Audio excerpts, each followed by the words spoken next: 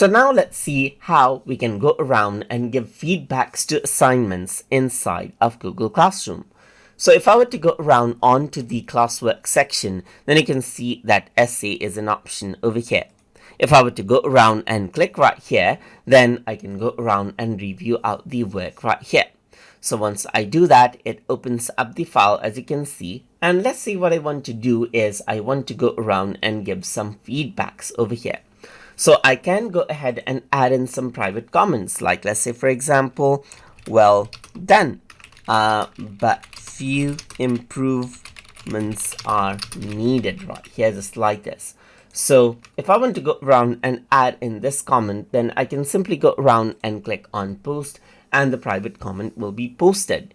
But you may want to make a specific content related comments as well. In that case, you can simply go around and select out portions, and you can do it with PDF submissions as well.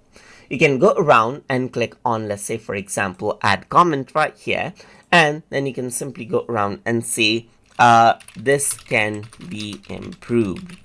Think of something new right here, and comment, and what happens is that this comment will be for the students to view. And since this is submitted in Google Docs, it is opened up in suggestion mode, so you can go around and type this in right here. Let's say, for example, I'm going to go around and make this bold, and what happens is that it adds it gets added in as a comment. Same goes for PDF document as well, but you cannot make changes, but you can go around and make comments just like this by selecting it out. And this is how you can go ahead and then give feedbacks and assignments to student, and even make content specific comments as you like by using Google Classroom. So I hope you guys learned something as always.